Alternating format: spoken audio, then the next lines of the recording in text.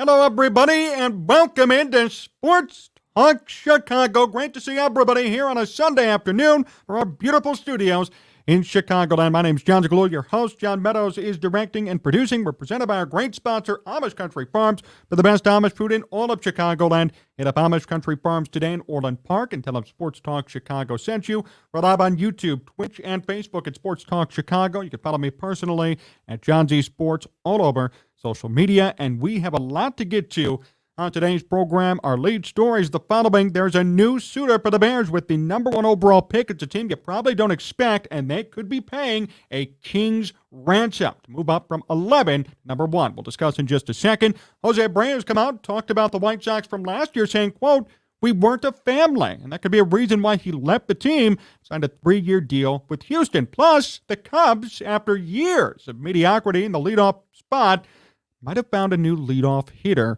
and he's doing real well during spring training. We're going to discuss and explain why this could be the answer for them long term. Appreciate all of you tuning in with us. So many stories to get to. Be a part of the conversation. Comments right here live on Twitch, Facebook, and YouTube. We'll read all your comments on air. And make sure you subscribe to the podcast as well. If you miss any parts of today's program, hit us up on Apple Podcasts, Spotify, Odyssey. Tune in wherever you get your podcasts. iHeartRadio, we're there. We're live everywhere. You can listen to the program in its entirety or by segment in case you miss anything on today's show. Let us start today with this. There's a new suitor for the Bears at number 1, and it's a team you probably didn't expect or didn't really think about moving forward. All we've heard about week in and week out are the Colts and the Texans. Will the Texans move up from 2 to 1? Will the Colts move up from 4 to 1? What will they give up? Who's interested? Who needs a quarterback? It turns out this team that I'm about to tell you doesn't necessarily need a quarterback today, but may need one tomorrow. And they're very interested in Bryce Young. Now, here's a quote from Charlie Campbell, NFL Draft Insider. After trading away Russell Wilson a year ago, it was a common belief that the Seattle Seahawks would be in the quarterback market during the 2023 NFL Draft. However, a surprisingly good 2022 season of veteran Geno Smith led Seattle to the playoffs, and many have assumed that the free agent Smith will return to the franchise and be their starter in 2023. Although this is likely, Seattle is doing their due diligence on all the quarterback prospects for the 2023 NFL Draft, and sources say that they love Alabama QB Bryce Young. How about that? Big news out of Seattle here today, breaking this morning on Sunday. So yet another team has emerged as a potential contender for this top spot. Texans are still in, Colts are still in, Carolina could be in, but Seattle now all of a sudden is very interested in Bryce Young. Don't blame them. Bryce Young is going to be a very solid quarterback in the NFL, I believe. But I think this whole situation is intriguing because they have a quarterback. And there's a lesson to be learned here, and we could discuss that in a second, but we'll touch on it here for a minute too. You can never be too safe, and you can never look too far into the future for your quarterback position. I like Geno Smith. I contended he should have gotten MVP votes this year for what he did for Seattle. I mean, imagine trading away your franchise QB who wins you Super Bowls. You bring in somebody who you really don't know, journeyman quarterback his entire career. He comes in, throws 30 touchdowns, leads the league in completion percentage, breaks your single-season franchise record for most passing yards in a year, and leads you to a 9-8 record and a playoff appearance. All that happened, and by the way, entering the season, in training camp even, Geno Smith was battling for the starting spot with Drew Lock. There was no guarantee Geno Smith would be the starter, let alone do what he did for Seattle last year. He deserves some sort of long-term commitment. And Seattle may overpay for him, but unfortunately, because of his performance last year, he deserves it, unlike Daniel Jones or other quarterbacks who put up a good year, have a good team around them, and then they get a big payday. Geno Smith carried the Seahawks last year, by far. If Geno Smith even played a notch below what he did, Seattle would not have made the playoffs going 9-8. They wouldn't have even been 9-8. They would have been 6-11. Maybe 7-10 if they were lucky. Geno Smith was the main reason why they made it in and why he will get a payday, why he will be starting for Seattle next year. That's it. Geno's a rookie. Or, I'm sorry, Geno's a veteran, but he's a journeyman. We don't know what he's going to be doing in the next 2, 3, 4, 5 years. We know he had one good year, first ever good year he's ever had. Could he replicate that? I don't know. Seattle will have to sign him because of what he did last year. That said, you need to have an insurance policy in case things go wrong. If Geno Smith shows up this year 20 pounds overweight, doesn't try hard in the offseason, doesn't train, gets paid all this money, and starts off the season going, 2-4, 5 touchdowns, 8 picks or something, they could bring in a rookie quarterback with promise, like Bryce Young. I'm not surprised that Pete Carroll and company are interested in Bryce Young either. It makes sense. Here's more of that quote from Charlie Campbell, insider.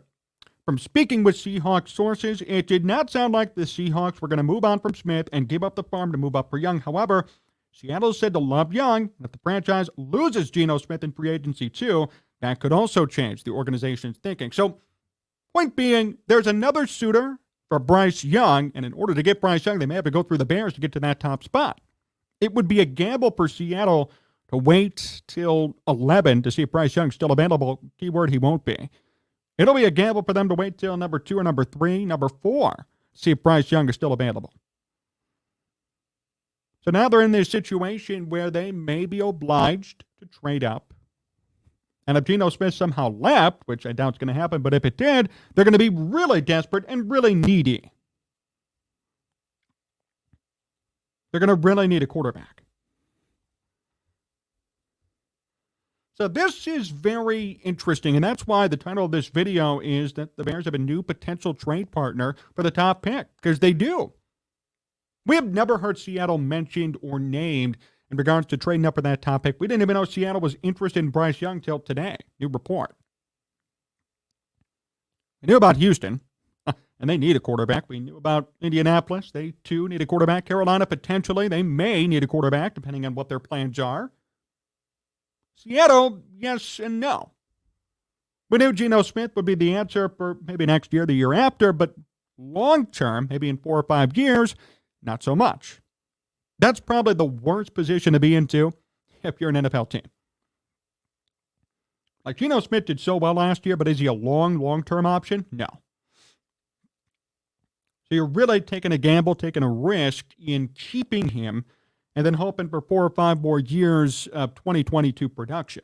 Same with Daniel Jones and the Giants. I mean, the Giants could draft a new quarterback today, and I would not be unhappy with that decision.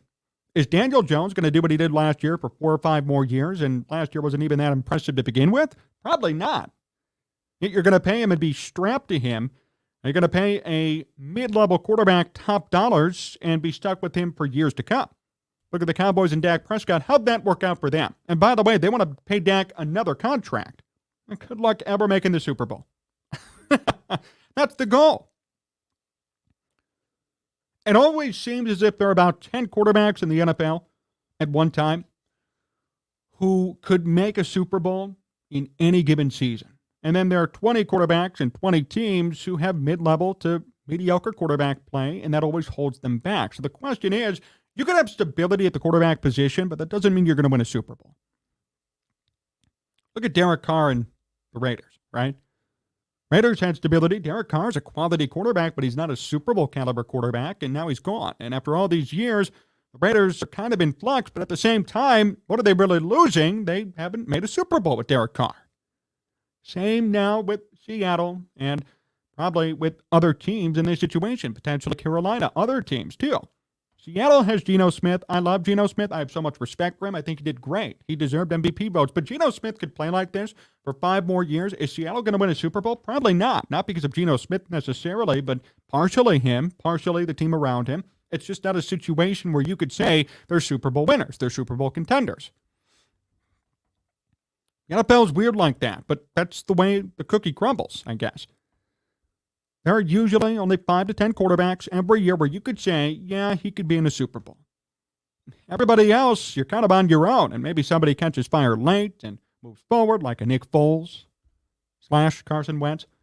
But usually, they never get you to where you want to be, but yet you're still stuck with them and obligated to them because there's stability involved. So it's a really weird situation if you're a quarterback. And if you're a team, it's hard to distinguish what to hold on to, how long to hold on to somebody, and then when it's time to make a change. So Seattle is in that situation now, and the Bears have a chance to profit off it. And if I were the Bears here, I would do a great job at keeping this going. And that's all I would say. I think the camera's off, John. Maybe. Well, we still have audio going, and we're still going to keep going. A little bit of a technical difficulty there. We're going to be back. We're still going here. John Zaghloul, Sports Talk Chicago. Hang with us. But, yeah, it's just, it's weird.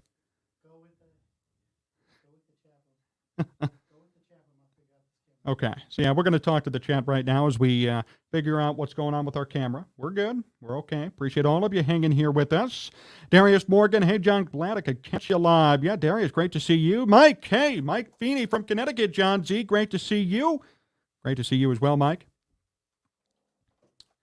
Your thoughts about Patrick Mahomes' brother? I got no thoughts about that, King Fuki Nation.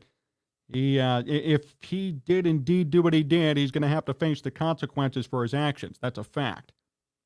Just heard the Bears' asking price for outside the top 5 is 2023, 2024, 2025 first-round pick, along with the 2023 second-rounder. And Darius, I'll tell you, that is what you have to demand if you're the Bears. That's exactly what you have to demand.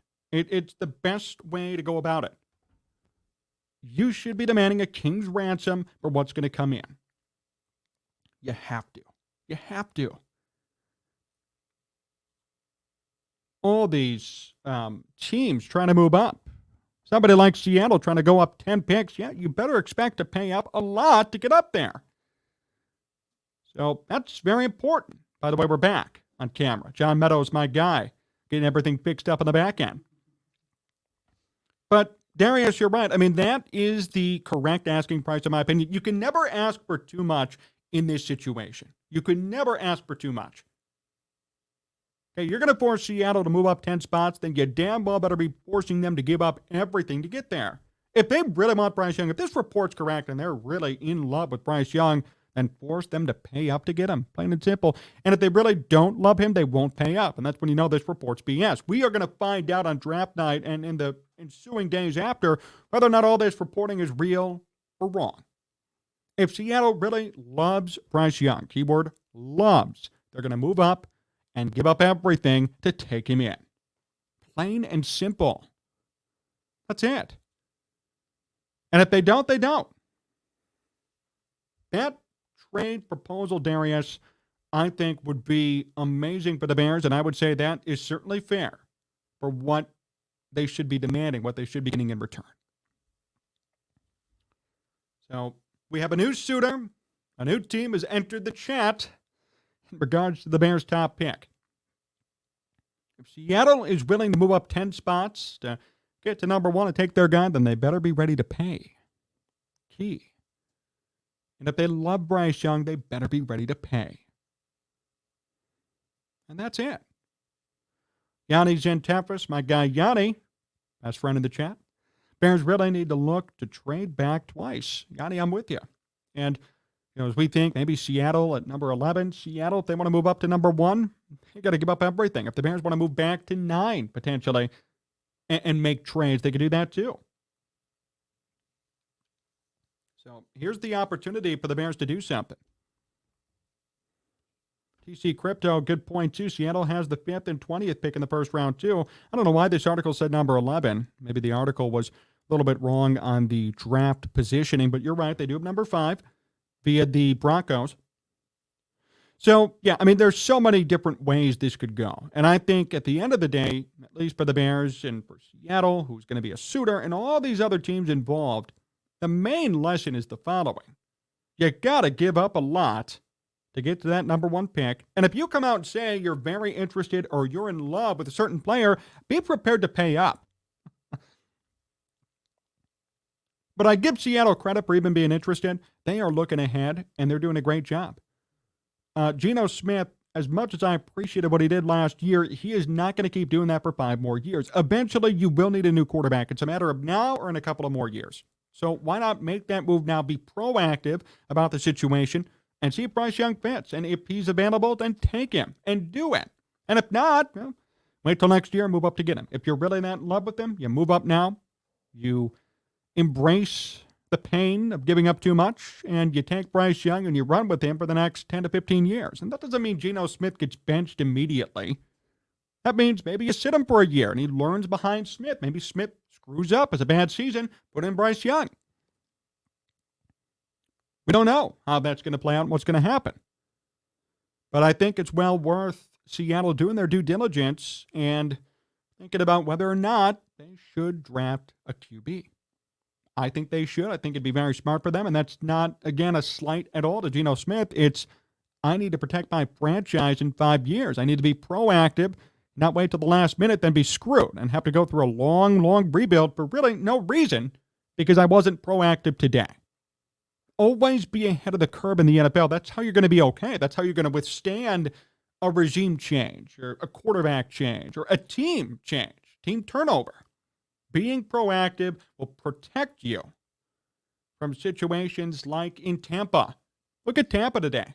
Tom Brady, gone. I read a report today that said Baker Mayfield and Drew Lock are being seriously considered to replace Tom Brady. There's a team who is totally screwed. There's a team who is not proactive and wondering, what should we do when Tom Brady retires? They drafted Kyle Trask, who's been a complete bust. They have nobody behind Tom Brady. And now they're pursuing Baker Mayfield and Drew Lock to replace him. They're going to be near the bottom of the division for years to come until they find a new quarterback.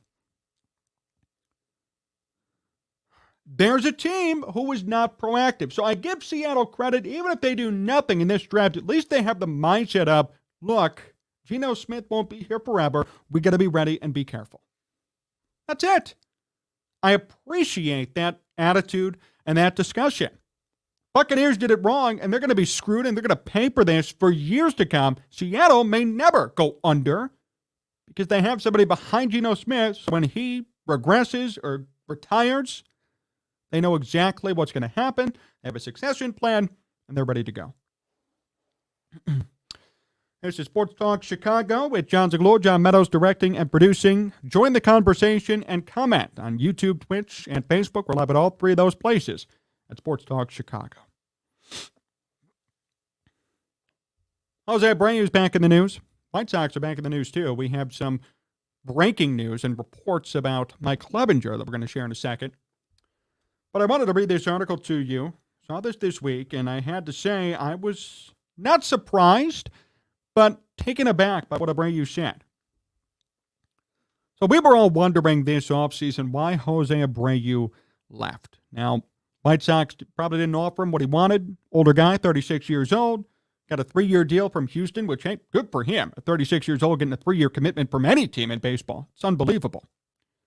But Abreu now spoke out about what happened to the White Sox last season, why 2022 didn't go the way it was supposed to go. Abreu said the White Sox were not a family in 2022. He said this, quote, sometimes when you're at a place where maybe you're not being respected to the point where you think you should be, you just have to go somewhere else. Jose Abreu coming out and making a big statement this past week. I don't blame him for those comments. And in fact, I find it a little bit disgraceful that the White Sox didn't make as much of an effort to retain him, but then also what happened last year probably had a profound effect on him. Now, I don't know the specifics of what went on inside the locker room. I wasn't there. But obviously the team underperformed. Guys were not getting along. All year long, it seemed as if nobody ever clicked. Their performances never improved enough. They just kind of stagnated and didn't go too well. And now Jose Abreu has something to say about it. And the whole idea about respect, I kind of get it. I kind of understand what he's talking about here. The lack of respect, rather. What did the White Sox offer him this year? Hey, he got a 3-year commitment for a team that never, ever employed him or never even knew him. And I guarantee you this, Jose Abreu is going to do just fine in Houston. And last year he did just fine in the White Sox uniform. Despite what everybody wants to say, Abreu still hit above 300, 305. Had about 15 home runs. He did great for his age. Played every game still and performed, despite what everybody wants to say. He may not have had the power numbers that he had before, but he was the only player on the White Sox with a 300 batting average. The only player in the entire team who hit 300. That's it. Nobody else did it. That's impressive to me. Somebody at 36 years old still setting the example and getting the job done. Abreu had 183 hits, 15 homers, which everybody's going to complain about that number, but a 304 average. And Jose Abreu in his career, believe it or not, if he could play maybe another 5 or 6 more years, I don't know if he will at his age, and continue this production, could even be a borderline Hall of Fame candidate. Based on these numbers, 100% yes. And the fact that he put all this up in a White Sox uniform, it makes him a legend. I mean, 1,400 hits, 243 home runs, 292 batting average. He won an MVP with the White Sox, won Rookie of the Year with the White Sox, played with them for 9 years. This is one of the most successful stretches in White Sox history for any player that they've ever had. And that's a fact. And Sox fans, you could put that to the test. It's 100% true. So I can understand why there's no respect.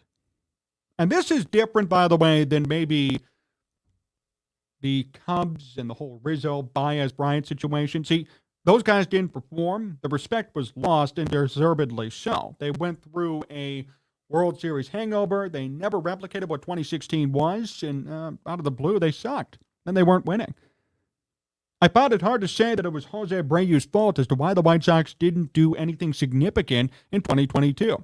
Jose Abreu performed the same way he's always performed. Nothing's ever changed. Last year, a great example of a consistent performance from Abreu. Nothing changed. Anthony Rizzo sucked his last year. Chris Bryant still sucks. Javier Baez still sucks. All of them. That's why they lost respect. That's why they were traded away. Jose Abreu did not deserve to lose respect. He was still performing. It's not his fault. Nobody else performed. There was cancer inside the locker room. There were so many problems. Obviously, it didn't affect him. He was still performing.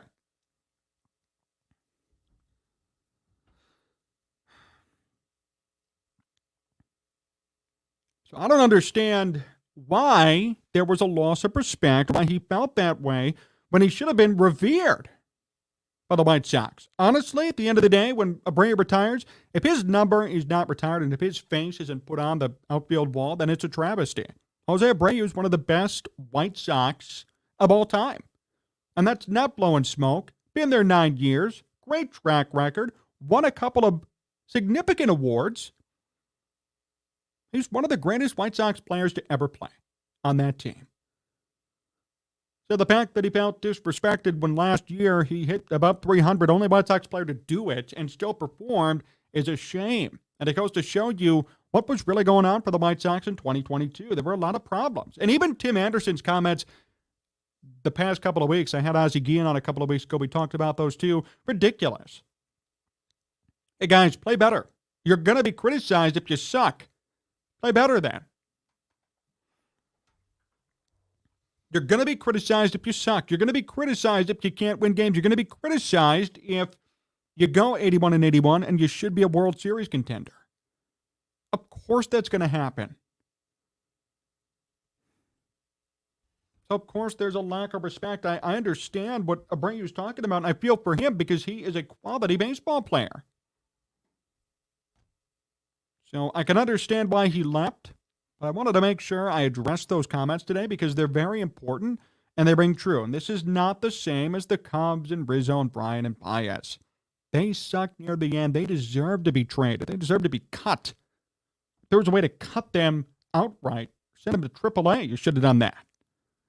Abreu was still performing. He left. Good for him. Shame of the White Sox for making him feel disrespected. Another quick note.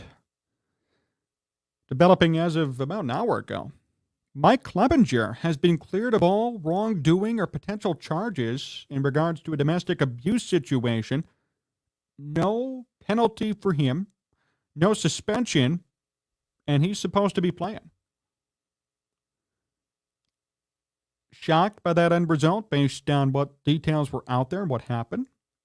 Nevertheless, it's true. And that's kind of a big win for the White Sox on the field wise. Now, the controversy that comes with it, not good. But as far as on the field, they just gained back their fourth or fifth starter for the rest of the season. Now, assuming he stays healthy. Now, all of a sudden, the White Sox have a viable kind of rotation. You have Giolito, you have Lance Lynn, now you have Clevinger, you got Kopech. You got some guys in this rotation who can still perform and still put up numbers and hopefully could even improve based on last season. Plus Dylan Cease. Here's their five right now, according to their depth chart online. Giolito, Lynn, Cease, Kopech, Clevinger. I have to say, quietly, that's one of the best rotations in baseball. Now with Clevinger entering the fray. And if all of them, now this is unrealistic, but if all of them play at their peak, this could be an amazing rotation. If Lucas Giolito, Lynn, Cease, Kopech, and Clevinger can replicate their best seasons this year, we're talking about a shutout, lights-out rotation. If not, still, we're talking about a quality rotation. When Michael Kopech and or Mike Clevinger are going to be your fifth starter, you're doing something right. And Kopech did great last year in limited time. Clevinger, usually, despite last year being about league average, is okay, pretty good. And Giolito, Lynn, and Cease are your dogs at the top of the rotation. Should be, at least. This is a big win for the White Sox, whether you agree with it or not, whether you feel that way or not. I don't like the details that come with the Clevinger situation at all. I don't even want to talk about them. They're very wrong. Look at it on your own. They're not good. But as far as a pure baseball perspective, a pure on-the-field perspective, this is a huge, huge win for the White Sox. I'm just saying, you got to really be thinking about it now. Sox fans have a lot to be optimistic about after this news that came out. You have probably one of the best rotations down all of baseball on paper. You can't convince me otherwise on that. I mean, look at this rotation. Again, Cease, Giolito, Lynn, Kopech, Clevinger. My goodness. That's a World Series type rotation, and that's a fact. That's a World Series type rotation. Everybody plays according to their capability and their potential. I give them credit. It's big news for the White Sox. It's a huge win for the White Sox. I did want to come out and say that too. That's developing news as of literally 2 hours ago. We just came on the air with this. Mike Clevinger is going to be back. And now all of a sudden the White Sox, I'll tell you, at that rotation, it's going to be very hard for them to be bad this year, unless everybody just totally does nothing and has 5 ERAs, which I don't expect. If all these pitchers stay healthy and perform to their potential, the White Sox, via their pitching alone, will win this division. And I'm saying it right now. If this pitching stays healthy, if they perform according to their potential, they're winning the division easily. How could you not win the division? How could you not even be a playoff team with this rotation? It would be a cataclysmic failure if the Sox don't make the playoffs now with these 5 pitchers at the helm. And I mean that. And that's a challenge issue to the White Sox to come through and get something done. This is actually a great rotation. If you are not winning the division or at least making the playoffs with these 5 pitchers, you've done something completely wrong. This is a challenge, and I'm issuing this to the White Sox today. There is no reason why you should not win the division with this 5-man rotation now that we know Clevinger's back in the mix. Say what you want about the off-the-field stuff. I don't even like it. But on paper, these 5 pitchers, Sox team should be everywhere. They should be so much improved. We'll see how it ends up playing out, but I think it's important to note that they should be good this year. Michael says still a trash bullpen, no defense, and garbage offense. Well, I mean, the bullpen could have problems because Liam Hendriks is going through some cancer treatment right now, so you're losing your closer. That could be a problem. Their offense is going to be pretty good, though, as far as I know. Colas is hitting above 500 so far. Their top prospect in spring training, probably going to make the team. They've got your usuals coming back. Tim Anderson's going to be back. I mean, I think they're going to be better than you think offensively. You got Anderson, still, Luis Robert, Eloy Jimenez, who's lost about 20 to 30 pounds entering spring training. Elvis Andrus is back, who did very good for them last year in 43 games. There's a situation and a possibility for this team to still play well and still produce offensively. I don't know if they're really garbage offensively yet. Matt Nagy, future White Sox skipper. Yeah, right, Michael. Okay. Yeah. That'd be a good one. See how that would go, huh?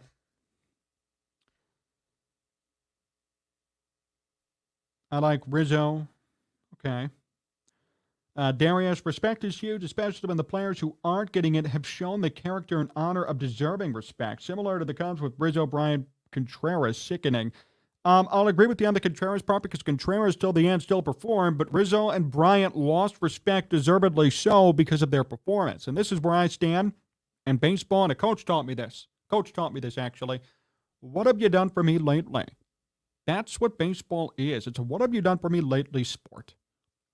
So Rizzo, Bryant, Baez, Contreras, I'm going to lump him in there too, won the World Series in 2016. What does that have to do with 2019 and 2020? Absolutely nothing other than that was your peak in 2016. All of you guys suck. Time to get you out of here.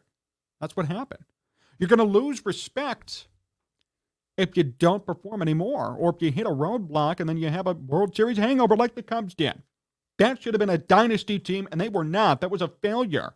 Everybody involved, Theo, Jed, and the players. So, yes, you're going to lose respect when you don't perform. That's the problem. See, Abreu, in my opinion, never stopped performing. I mean, look at these numbers for Jose Abreu. Every year, it was just consistent and good and just outstanding numbers. You could argue his worst year was in 2018. 22 homers, 78 RBIs, still hit 265. That was probably his worst year. Every other year, he's been solid. 150 games every year except 2018. 150-plus games every year.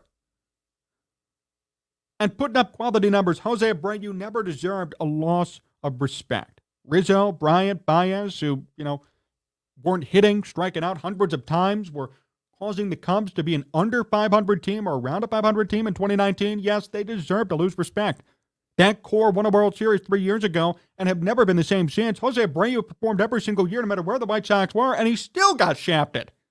Different story about respect and losing it in baseball. Sports Talk Chicago, here for John Zaghloul. John Meadows directing and producing. One more segment to go here on this lively show, and I appreciate all of you hanging here with us. Remember to join the conversation and comment for us on the YouTube, Twitch, and Facebook live feeds. Read those comments right here on the air. We're sponsored by our good friends at Amish Country Farms for the best Amish food in all of Chicagoland. Hit them up today in Orland Park. Tell them Sports Talk Chicago sent you. Well, last segment of the day today, and we have more baseball news, rather. Chicago Cubs, after years of searching high and wide for a new leadoff hitter, might have just found one. No, it's not Anthony Rizzo, not Kyle Schwarber, who's hitting about 210. It's Nico Hoerner. Nico Hoerner's been hitting leadoff so far during spring training. David Ross says, quote, when I look at Nico, it's about setting a tone for our group to start a game. He's as ready to go as anybody I've been around. Something about the way he plays sets a great tone for our team.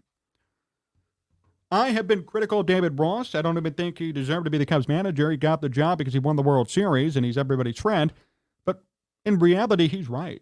Couldn't be more right about this situation. Nico Hoerner is a quality player. I've always liked Nico Hoerner. I've always been high on Nico Hoerner. Not everybody else has because they want more power or more this or that out of him. I will take a 300 batting average every single year, no questions asked. I don't care if your OPS plus is an 80 or 94 or it's not high enough. If you are hitting 300, you are my best friend.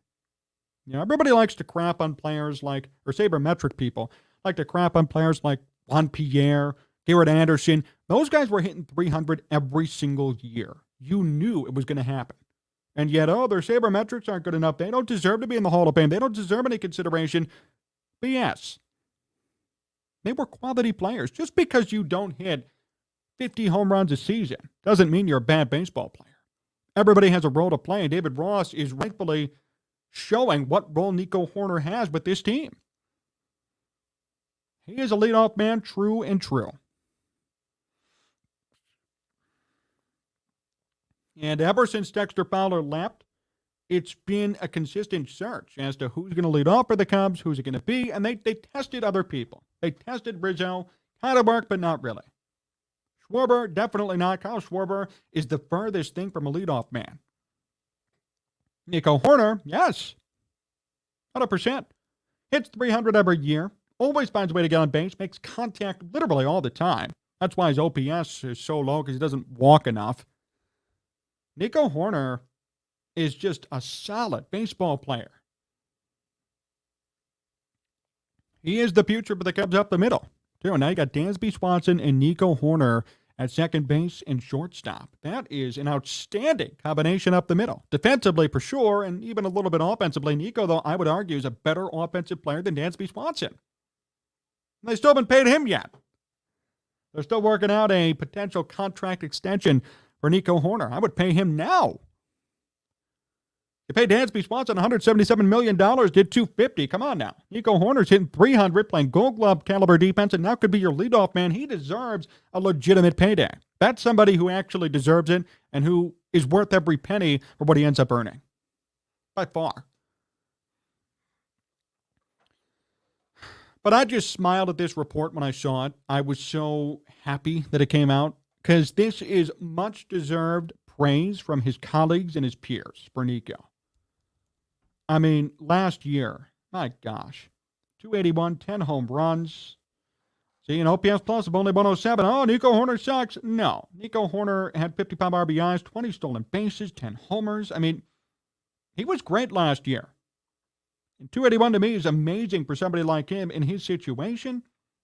Played very good defensively. And for sabermetric friends, he had a 4.4 WAR. So even though his OPS plus wasn't high enough, how do you explain the 4.4 WAR then? He was the most valuable player the Cubs had last year. Not even kidding, based on WAR. According to WAR, he was the best player the Cubs had. Him and Ian Happ tied for first. Even above Wilson Contreras in WAR. Nico Hoerner is going to be 26 years old and has the whole world ahead of him. I don't know if he's going to be a Hall of Fame player. I don't see that happening, but he could certainly be a stalwart for the Cubs for the next 10 to 15 years if he plays at this level. Where's he going to go? If he continues to perform and hit 270, 280, 290, maybe even higher, plays good defense at 10 to 15 home runs a year, steals 20 bags, I'm so happy. That's amazing. There's nothing more you can ask of from Nico Hoerner in his role, in his situation. Now he's going to be the leadoff man. Go get him, man. You stole 20 bags last year. You know how to get on base. You know how to make contact with the baseball, not just walk, but actually swing the bat. Nico Hoerner is an old man's best friend when it comes to baseball. If he was playing in the 80s or the 90s before all this sabermetric crap, he would be revered. And he still is now, even with all this sabermetric stuff. I'm a huge fan of Nico Hoerner. I think he has so much to offer moving forward for the Cubs. And I just appreciate the fact that he's getting the recognition that he deserves. He's always had recognition because he's been a top prospect, but it's nice to see him perform, then get real recognition from his peers, too. Hey, you know what? You're going to be the leadoff guy. Congratulations. That's a huge honor. Cubs have been looking to fill that spot since Dexter Fowler. And the fact that Anthony Rizzo was tried out, Kyle Schwarber was tried out, Rafael Ortega, who's a journeyman, was tried out, goes to show you there's some respect there. Talk about respect with Jose Abreu. How about respect for Nico Hoerner? He's receiving it, and he earned it, though, too. Last year was a great season. Needs to build off that last year.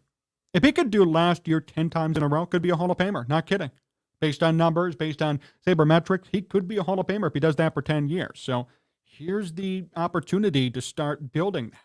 Here's the opportunity to run with what you've been given from David Ross. I think it's an outstanding situation. I think it's well-deserved for Nico Hoerner. And I'm looking forward to seeing him this year with the Cubs do what he did last year and hopefully more. I've always liked Nico. That kid can flat out play earnest. You're 100% right. Ancient Astronaut 300 is hard. Yes, you're right. Mike Feeney, slap hitters. Exactly. All of you guys I know are older and understand the importance of somebody like Hoerner on your team. Nobody today understands. Nobody today cares. You're looking for a walk, home run, or a strikeout. Nobody understands the importance of putting bat to ball and swinging instead of just looking for a walk, getting on base, forcing players to make plays. Somebody like, Juan Pierre did that. I bring him up. Kenny Lofton did that. Kenny Lofton wasn't walking. I'm thinking of prolific leadoff hitters in our time. Ricky Henderson did that. They swung the bat. They were looking to get a hit, to get on base, and then steal bases too. And Nico last year with 20 stolen bases. Now they made the bases bigger too. We could be seeing 30 stolen bases from Nico this year, maybe 10 to 15 home runs, a 280 batting average, good defense, getting on base more, maybe 150, 160 hits. That's amazing for Nico Hoerner. So I think there's so much to see from him, and I'm just so excited to see what happens. He's a table setter, and Hoerner and Swanson are very good up the middle, says Wally, and you're 100% right, too. I think that's one of the best duos at second base and shortstop in all of baseball, and that's on paper. We'll see how they perform this year, but after this season, we'll get a good idea of what they're capable of. And I think if both of them play according to their potential, watch out. That'll be one of the best duos up the middle in all of baseball. You heard it first. I want to end today with a quick sidestep before we sign off today. I appreciate all of you hanging with us and tuning in here on this Sunday afternoon. Got some really tough news this morning. Friend of the program, who many of you have known and have followed for a couple of years with me on this show, Dave Wills, the Tampa Bay Rays radio voice, passed away today. 58 years old. Apparently he went to bed and just didn't wake up, according to some reports. Dave was a welcome guest on this show. He came on so many times. Chicagoland native, born and raised in Oak Lawn, went to Elmhurst University, and then also coached at the University of Chicago, my alma mater, before eventually landing the Tampa Bay Rays radio gig in 2005. He came on this show many a time and told me this story. There were about 400 audition tapes sent in. 400 for the Rays in 2005. He was selected along with his partner Andrew Fried. They were just ranked last year as the best radio broadcasting duo in all of baseball. According to The Athletic, they did a reader poll, about 5,000 readers. They ranked them number one, Dave Wills and Andy Fried. So just a really tough situation. Dave, of course, before, a lot of ties to Chicago, hosted pre and post for the White Sox for a number of years, back when they were on ESPN 1000 in the early 2000s. Broadcasted Kane County Cougars baseball. He was the first ever broadcaster for the Kane County Cougars. Also was the PR guy for the Chicago Bruisers, an old American or Arena Football League team back in the 80s, early 90s. Also did some UIC baseball as well. So Dave Wills, 58 years old, a great friend of this program, a great friend of mine, really. Very nice guy. Always willing to help. Gave me some great advice in this business as a young up-and-coming person. Very gracious with his time. And just a very sweet person. Good guy, good family man, Chicago native. He will certainly be missed. And he'll be missed on this show, and I'm sure he's going to be missed by many people. Whether it's in the Tampa Bay area, whether it's here in Chicago too. So rest in peace to Dave Wills, 58 years old. Thank you, everybody, for tuning in. Great show today. Great time to be with all of you here on this Saturday or this Sunday afternoon. My goodness.